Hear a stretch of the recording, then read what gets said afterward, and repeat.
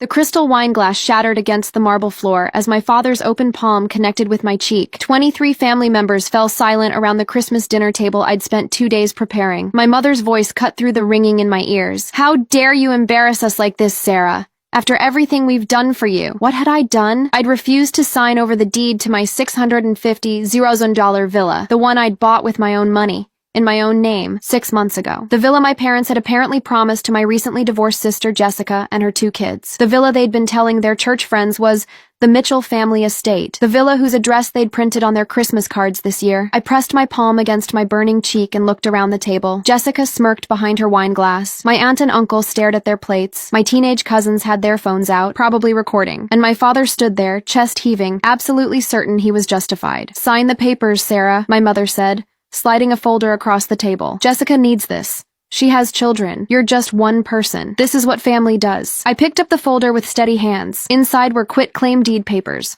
already notarized, just waiting for my signature. They'd planned this, probably for weeks, maybe since I'd bought the place. The villa sat in La Jolla, overlooking the Pacific. 3 bedrooms, floor-to-ceiling windows, an infinity pool that seemed to pour into the ocean. I'd worked 16-hour days for 5 years to afford the down payment. I'd eaten ramen while my coworkers ordered lunch delivery. I'd driven my grandmother's old Camry while they leased BMWs. Every commission check, every bonus, every tax return, saved. Combined with the small inheritance from my maternal grandmother who died 2 years ago, I'd scraped together $180 for a down payment. "Sarah," my father's voice was dangerously quiet now. "You will sign those papers. Tonight. This is not a discussion." I looked at him, really looked at him. Robert Mitchell, deacon at Coastal Community Church, president of his golf club, the man who'd taught me that image was everything. The man who'd made me return a prom dress because it cost too much, but who drove a $60,000 truck. The man who told me business school was a waste for a woman, but who now bragged to his church friends about his daughter,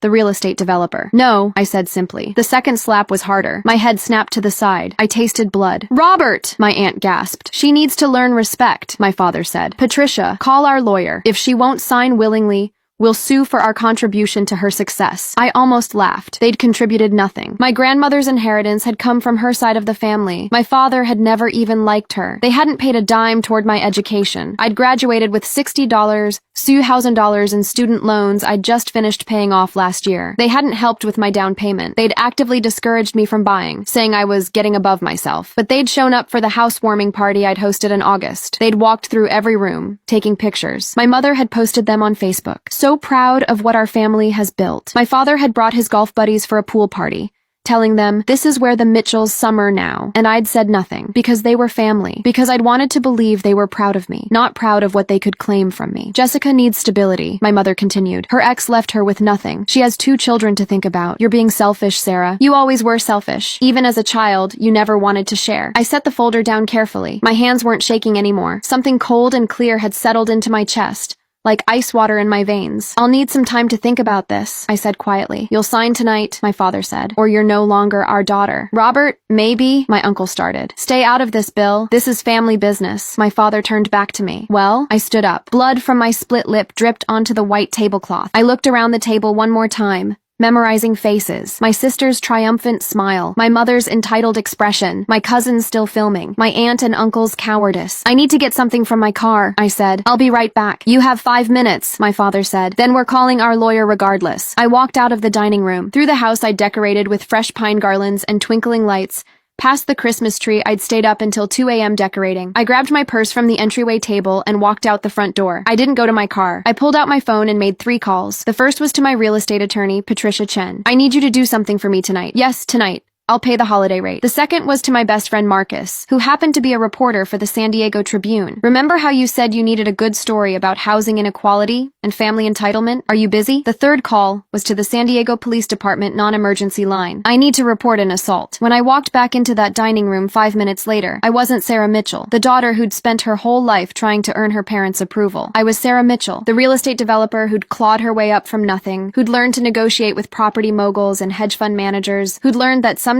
the only way to win was to burn the bridge so completely that no one could ever cross it again. "I've decided," I announced. My father smiled. My mother looked relieved. Jessica actually clapped. "I'm keeping my villa. I continued, and I'm pressing charges for assault. The police are on their way. I have 23 witnesses who watched you hit me twice. The room erupted. My father's face went purple. My mother started screaming about how I was destroying the family. Jessica lunged across the table at me, but my uncle caught her. I stayed calm, I stayed cold, and I smiled. Because what they didn't know, what none of them knew, was that their little Christmas ambush had just handed me exactly what I needed to execute a plan I'd been considering for months. A plan that would teach them the most important lesson of my life. Never mistake kindness for weakness. Sarah, please, my mother begged as sirens approached. Think about what you're doing. Think about the family. I am thinking about family, I replied. I'm thinking about how I'm going to make sure every single person who's been using me learns exactly what it costs. The police arrived in 12 minutes. Officer Davis and Officer Martinez, both women, which somehow made my father even angrier. He tried his usual charm offensive, the concerned parent routine, the reasonable patriarch just trying to guide his wayward daughter. It might have worked if my face wasn't already swelling, and if my cousin Emma hadn't immediately offered to airdrop them the video she'd recorded. Mr. Mitchell, we're going to need you to step outside, Officer Davis said after watching the footage. The angle was perfect. Crystal clear shot of my father's hand connecting with my face. Not once, but twice. Emma had captured my mother sliding the deed papers across the table too, and my quiet refusal. This is absurd, my father blustered. I barely touched her. She's being dramatic. Tell them, Patricia. My mother's mouth opened and closed. For once in her life, she had nothing to say. The video didn't lie. Sir, that's assault. We can discuss this at the station. Officer Martinez moved toward him. I'm not going anywhere. This is Christmas dinner. This is family business. Assault is criminal business, Officer Davis corrected. You can come willingly, or we can make this more difficult. Jessica stood up. This is insane. Sarah, stop this. You're ruining Christmas. I didn't hit anyone, I replied calmly, pressing an ice pack against my cheek that my aunt had silently handed me. That's the difference. My father was led out in handcuffs, not arrested formally yet, just detained for questioning. My mother followed, hysterical, shouting about lawyers and how I'd regret this. The remaining family members sat in stunned silence around a Christmas dinner that had gone cold. Sarah, my Uncle Bill said carefully, maybe this has gone far enough. He's your father. Family should what? I interrupted. Hit me when I don't hand over a $650,000 property? Plan to sue me for money they never gave me? Lie to their entire social circle about owning something that's mine? He had no answer. I turned to Jessica. When's the last time you asked how I was doing? Called to check in? Visited without needing something? She stared at her plate. You always had everything figured out. You didn't need. I had nothing figured out. I worked myself sick for 5 years. I ate dollar store pasta while you posted Instagram stories from restaurants. I drove a 20-year-old car while you leased new ones every 2 years. And you know what? That was fine. Those were my choices. But you don't get to reap the rewards of choices you mocked. I grabbed my coat. Dinner's over. Everyone needs to leave. They filed out in silence. Emma stopped at the door. That video is already on my private Instagram story, she said quietly. My friends are asking questions. I don't know what to tell them. Tell them the truth, I said. Tell them what happens when people think they're entitled to someone else's success. After everyone left, I sat alone in the wreckage of Christmas dinner and made more calls. My attorney first. Patricia had already filed the preliminary paperwork for the restraining order. Given the assault, we'll get temporary approval tomorrow, she said. The video helps enormously. Marcus called next. I'm running the story in Sunday's edition. Real estate developer assaulted over luxury property dispute. I'll keep it factual, but Sarah, this is going to blow up. Your parents are public figures in their community. Your dad's a church deacon. I know, I said. Run it. You're sure? There's no walking this back. I'm sure. The third call was to the dean of my old business school. I'd stayed connected, occasionally guest lectured. Professor Williams, I have a proposition. What if I funded a scholarship for first-generation college students? Full ride.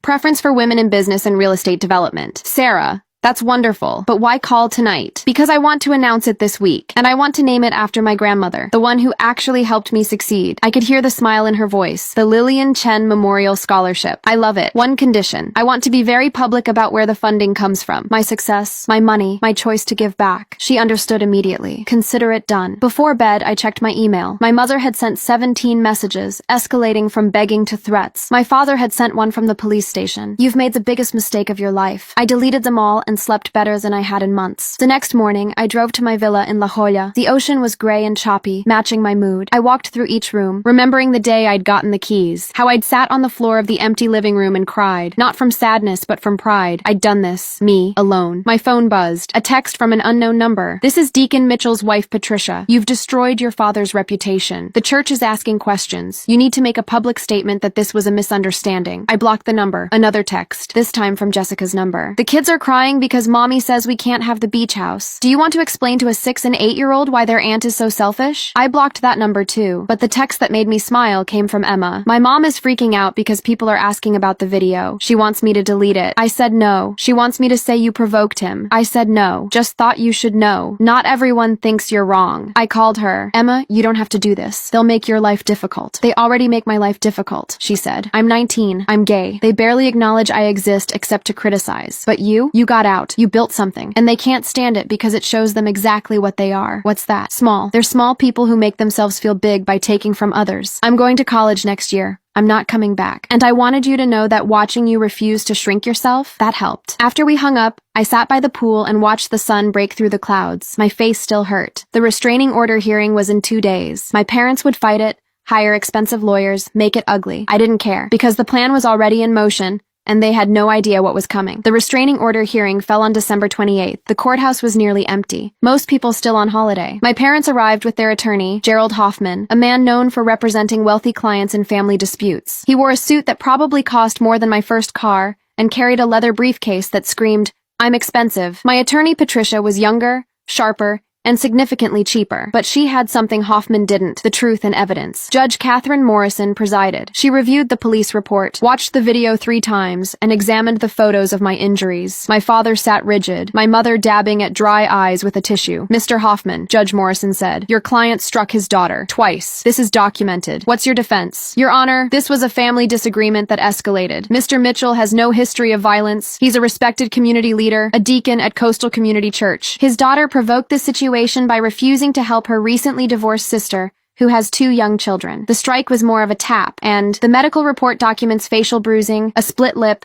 and soft tissue damage consistent with significant force," Judge Morrison interrupted. "This wasn't a tap. Family tensions during holidays can result in assault charges, which is what we're discussing." She turned to me. "Miss Mitchell, do you feel unsafe around your parents?" "Yes, Your Honor. My father has never hit me before, but his reaction when I refused to sign over my property suggests escalating behavior. I'm concerned about what he might do if I'm alone with them again." "She's lying," my mother burst out. "She's always been dramatic, always playing the victim. We just wanted her to do the right thing for family." Judge Morrison's expression didn't change. "Mrs. Mitchell, the right thing doesn't include assault. I'm granting a temporary restraining order. Mr. and Mrs. Mitchell are to stay at least 100 yards from their daughter, her residence, and her workplace. No contact of any kind. We'll reconvene in 30 days to determine if this should be extended." "This is outrageous!" my father exploded. "She's manipulating the system. She's destroying our family over a house that we helped her." "Mr. Mitchell, I've reviewed the financial records your daughter provided. You contributed nothing to the purchase of her property, nothing to her education. In fact, the only financial assistance she received came from her maternal grandmother's estate, which you had no part in." Judge Morrison's voice was ice. "Your entitlement to your daughter's assets is precisely 0. Court adjourned." Outside,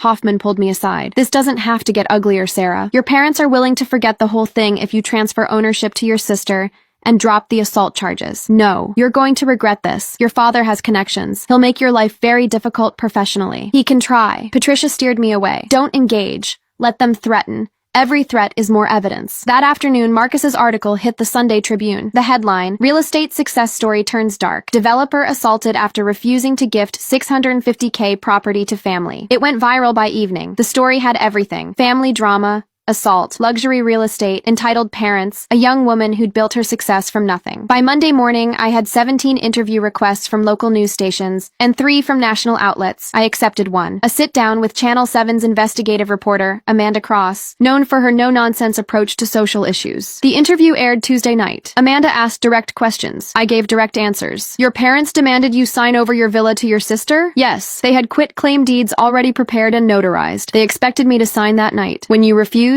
your father struck you? Twice. The second time harder than the first. What was their justification? That my sister needed it more. She's recently divorced with 2 children. They felt I was being selfish by keeping property I'd purchased with my own money. Had they contributed financially to the purchase? No, not a dollar. They actively discouraged me from buying it, actually. Said I was getting above my station." Amanda leaned forward. "Yet they'd been telling people it was a family property? They printed the villa's address on their Christmas cards this year, listed it as the Mitchell family estate. They'd been hosting events there without asking, telling their church and social groups that the family had a beach house. How did that make you feel?" I chose my words carefully. "Used. Like my success was only valuable to them when they could claim credit for it or benefit from it." The interview included the video, blurred faces for my cousins who were minors, but crystal clear footage footage of my father's violence and my mother's manipulation. The footage of the deed papers being slid across the table, my quiet refusal, the explosion that followed. Social media erupted. Success is not family. Property started trending. People shared their own stories of family members who demanded money,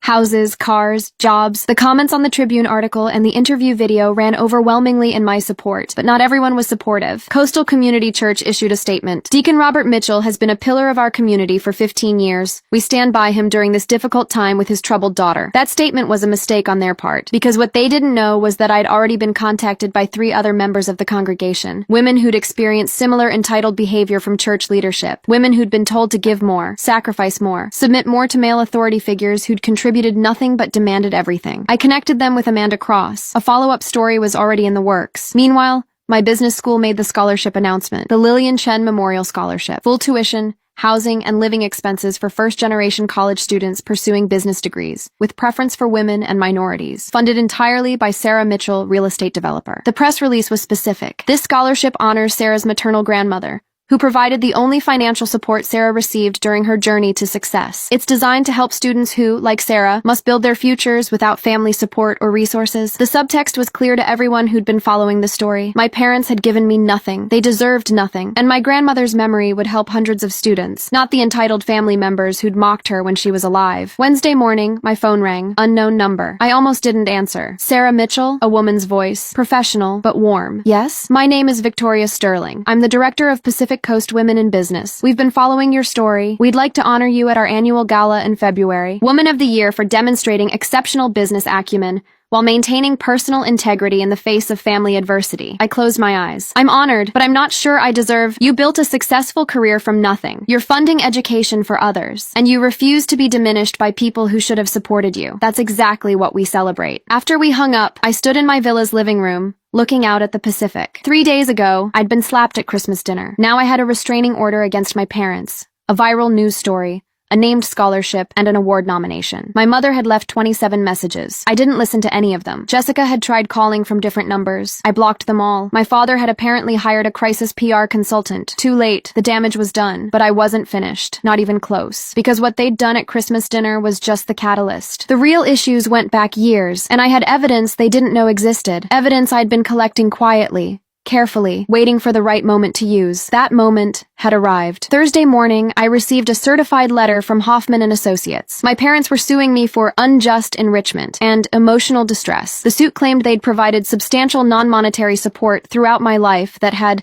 directly contributed to my success, and therefore they were entitled to equitable compensation from my assets. They were seeking $400, $1,000. Patricia called me immediately after receiving her copy. This is absurd. Legally, it won't go anywhere. But it'll be expensive and time-consuming to fight. How expensive? $30, $1,000 in legal fees minimum. Maybe more if they drag it out. Do it. Fight it. And Patricia? I want to countersue. For what? Defamation, harassment, and fraud. Fraud? My father's been telling people he co-signed my mortgage. He didn't. He's been claiming partial ownership of my villa at his church and golf club. He's been accepting social invitations to his beach house. That's fraud. Misrepresenting ownership for social and potentially financial gain. Patricia was quiet for a moment. You have evidence of this? Hours of it. Recorded conversations, social media posts, witness statements. I've been documenting for months. Sarah, why didn't you mention this before? Because I was still hoping they'd stop. That they'd recognize boundaries, but they won't stop until someone forces them to stop. Okay, send me everything you have. This countersuit is going to be significant. That afternoon, I sent Patricia 6 months of documentation, screenshots of my father's Facebook posts about our family villa, audio recordings of conversations where he'd told his golf buddies about co-signing Sarah's mortgage to help her out, emails where my mother had invited her book club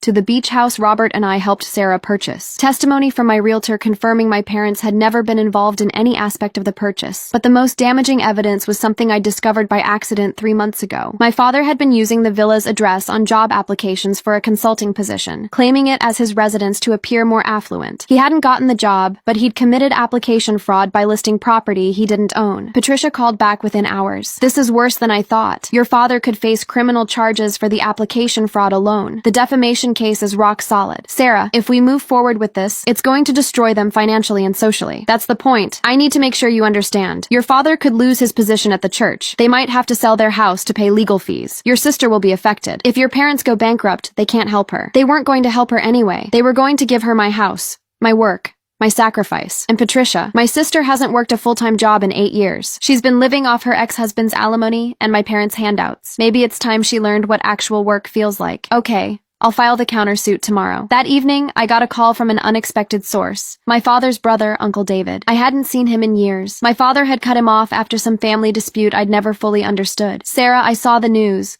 I wanted to call sooner, but I wasn't sure you'd want to hear from me. I appreciate you reaching out. Your father's a piece of work. Always has been. You want to know what our family dispute was about? If you want to tell me. Our mother, your grandmother on your father's side, left me her house when she died. Robert was furious. Said, as the older son, he should have gotten it. Threatened to sue me. Told the whole family I'd manipulated her. The truth? She left it to me because Robert had spent years borrowing money from her and never paying it back. She was protecting her asset from him. My stomach dropped. He has a history of this? Sarah, your father has always believed that other people's success is somehow owed to him. When I sold that house and started my business, he told everyone I'd stolen his inheritance, tried to get clients to boycott me. Eventually, I just cut contact. It was easier than fighting him forever. Why are you telling me this now? Because you're fighting back. Because someone should have fought back years ago. And because I want you to know, you're not crazy. You're not selfish. You're dealing with a man who fundamentally believes the world owes him things simply because he exists. After we hung up, I sat in the darkness of my villa, looking out at the ocean. The pieces were falling into place. This wasn't just about one dinner, one slap, one demanded signature. This was about a lifetime of entitlement,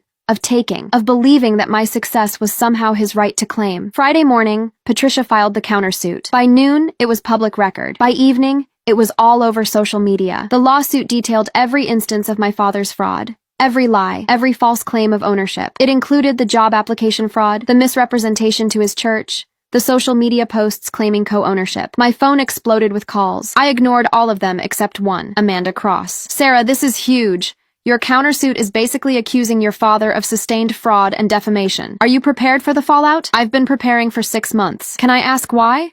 Why document everything so carefully if you didn't plan to use it? I hoped I wouldn't have to. I hoped that boundaries would be enough. But Amanda, they showed up at Christmas dinner with notarized deed papers. They'd planned to take my villa that night. One way or another. Either I signed or they'd assault me and then sue claiming I owed them for their support. I just gave them enough rope to hang themselves. The interview aired that night. The response was volcanic. People were outraged by my father's pattern of behavior, by the years of lies, by the systematic fraud. The church received hundreds of calls demanding his removal. His golf club quietly revoked his membership. Saturday morning, I woke up to an email from Hoffman. My clients wish to drop their lawsuit and all claims against you if you drop your countersuit and the assault charges. I forwarded it to Patricia with one word. No. Her response, good. Discovery is going to be very interesting. By Sunday, exactly 1 week after that Christmas dinner, my parents' world was collapsing. The church had suspended my father pending an investigation. 3 families had come forward saying he'd borrowed money from them and never repaid it. The consulting firm had reported the application fraud to authorities. My mother had been asked to step down from the neighborhood association. Jessica called from a number I hadn't blocked yet. Sarah, please. They're falling apart. Mom hasn't stopped crying. Dad's not eating. You've made your point. Just stop. Where were you when they demanded my house, Jessica? I didn't know they were going to. You smirked. I saw you. When Dad hit me the first time, you smirked because you thought you were going to get my villa. Don't pretend you're innocent. I have kids to think about. Then get a job and take care of them yourself. Like I've been taking care of myself since I was 18. I hung up and blocked that number too. That night,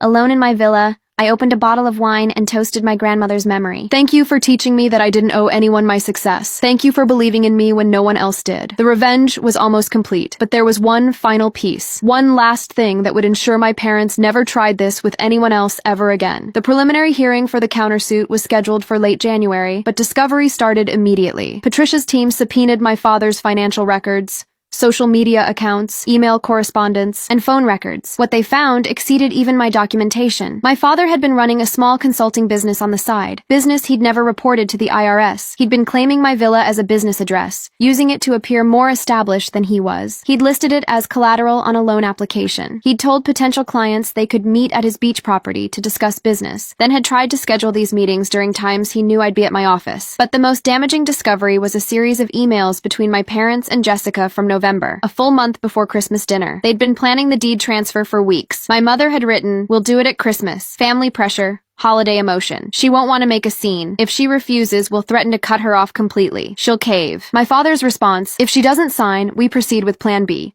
Sue for contribution to her success. Every dime we spent raising her counts as an investment in her future earning capacity." Jessica's reply, "What if she fights back?" Mother, she won't. She's always been desperate for our approval. She'll do anything to keep us happy. Patricia showed me these emails in her office. Sarah, this is premeditated. They spent a month plotting how to manipulate you into giving up your property. This goes beyond family dispute. This is conspiracy. Can we add that to the countersuit? We already did. Conspiracy to commit fraud. Attempted extortion. The case gets stronger every day. But the emails had another effect I hadn't anticipated. Reading my mother's assessment, desperate for our approval, was like being slapped all over again. Because she was right. For 28 years, I'd been desperate for their approval. Every achievement, every success, every choice I'd made to better myself, part of me had done it hoping they'd finally be proud. And they'd seen that desperation as weakness to exploit. I called my therapist. I need an appointment. Soon. Dr. Sarah Patel had been helping me work through family issues for 2 years. She fit me in that afternoon. They planned it for weeks. I told her. They knew exactly how to manipulate me. They were counting on me being too desperate for their love to fight back. But you did fight back. Only because they pushed too far. If they'd been smarter about it, if they'd asked instead of demanded, would you have given them your villa? I sat with that question. No, I don't think so. But I might have given them money. I might have compromised somehow, because part of me still wanted them to love me. And now? Now I know they never did. They loved what I could give them. The status, the property, the success they could claim. But me, the actual person, they didn't even see me. Dr. Patel leaned forward. Sarah, what you're doing legally is justified, but I want to make sure you're doing it for the right reasons. Are you seeking justice or revenge? Both, I said honestly. I want them to face consequences for what they did to me, but I also want to make sure they can't do this to anyone else. My father has a pattern. My uncle told me stories. If I don't stop him now completely, he'll just find another target. As long as you're clear on your motivations and can live with the consequences. I can live with this a lot easier than I could live with giving them my villa and pretending everything was fine. By early February, my parents' situation had deteriorated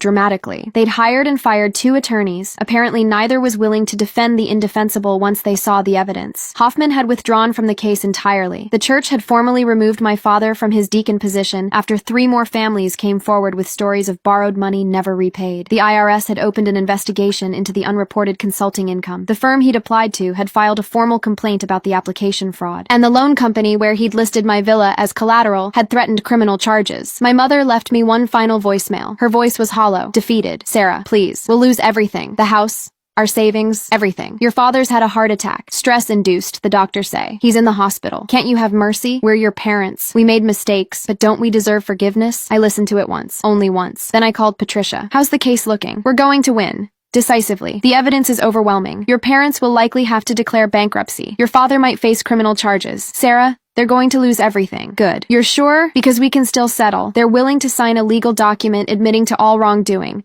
agreeing to never contact you again, and waiving any future claims to your property or assets. They'll publicly apologize and retract all their false statements. In exchange, you drop the financial damages portion of the suit. I thought about it for exactly 3 seconds. No, I want the financial judgment. I want them to understand that actions have consequences, that you can't assault someone, attempt fraud, and walk away with just an apology. Okay. We'll see them in court. The trial lasted 3 days. The evidence was presented methodically. My testimony, the videos, the emails, the financial records. Expert witnesses explained how my father's false claims of ownership had damaged my reputation in the real estate community. Character witnesses described my work ethic, my independence, my complete lack of family support during my rise. My parents sat small and defeated at the defense table with a court-appointed attorney who'd been forced to take their case when no one else would. On the 3rd day, the judge delivered the verdict. My parents were found liable for defamation, fraud, and conspiracy. They were ordered to pay $300,000 in damages, legal fees, and restitution. They were permanently enjoined from making any claims about my property, contacting me in any way, or discussing me publicly. Additionally, my father was referred to the DA's office for criminal prosecution of the application fraud and potential tax evasion. As the judge read the verdict, my mother collapsed in tears. My father sat stone-faced, aged 10 years and 2 months. I felt nothing. No satisfaction, no regret. Just a cold, clear certainty that I'd done exactly what needed to be done. Outside the courthouse,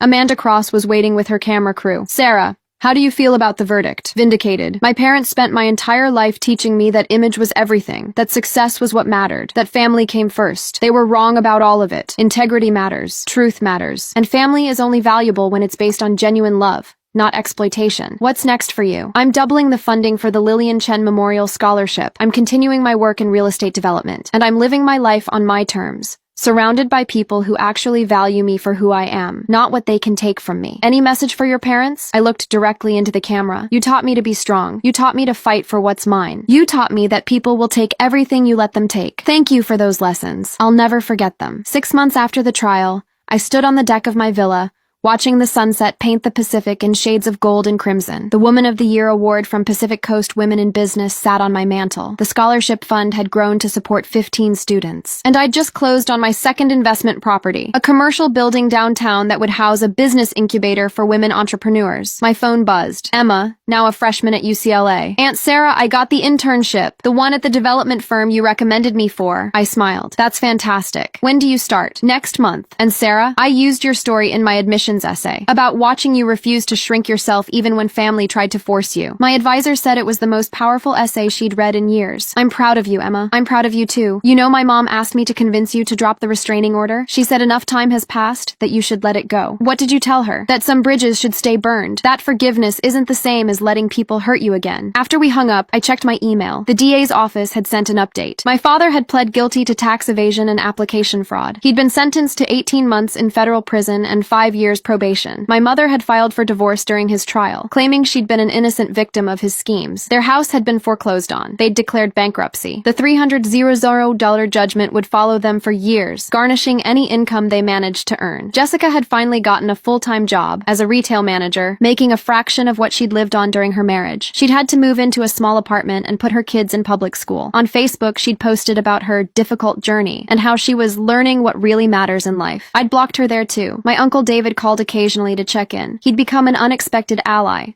Someone who understood the particular toxicity of my father's entitlement. You did the right thing, he told me during our last conversation. I wish I'd fought back harder when he came after me. Maybe if someone had stopped him years ago, he wouldn't have gotten to you. It's not your fault, I assured him. Everyone's responsible for their own choices. Dr. Patel and I had finally reached a place where our sessions were monthly maintenance rather than crisis management. You've come a long way, she said during our last appointment. When you first came to me, you were still seeking your parents' approval. Now you've built your own definition of success. I still have moments, I admitted. Times when I wonder if I was too harsh, if I should have shown more mercy. Those moments are normal. They show you have empathy. But empathy doesn't mean accepting abuse. Your parents had countless opportunities to change their behavior. They chose not to. The consequences are theirs to bear. The restraining order had been made permanent. My parents couldn't contact me for 10 years. By then, I'd be 38. They'd be in their late 60s. We'd be strangers. That thought didn't hurt anymore. I'd built a new family. Marcus and his husband hosted regular dinner parties where we actually enjoyed each other's company. Patricia had become a friend as well as an attorney. Emma visited during breaks from school. My colleagues at work respected me for my skill, not my last name. And I'd started dating again, carefully, cautiously, but optimistically. His name was Michael,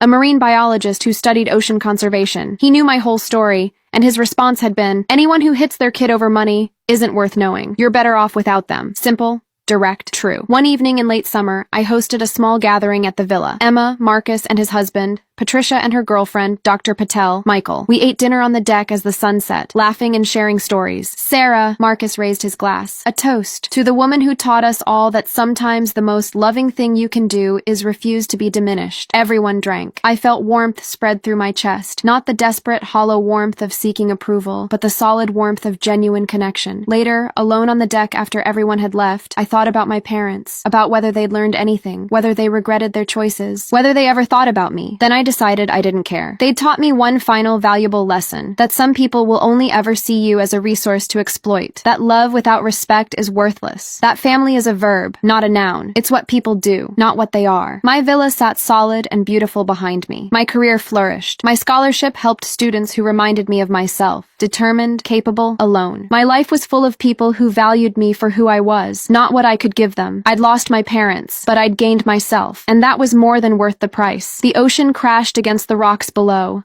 constant and unchanging. I breathed in the salt air and smiled. Tomorrow I had a meeting about expanding the scholarship fund. Next week, the closing on my third investment property. Next month, a speaking engagement at a women's business conference. My phone buzzed one last time. Unknown number. Probably another attempt from my family to circumvent the restraining order. I blocked it without reading the message. Some doors once closed should stay closed forever, and I'd never been happier to leave the past exactly where it belonged. Behind me, powerless and irrelevant to the life I'd built with my own hands.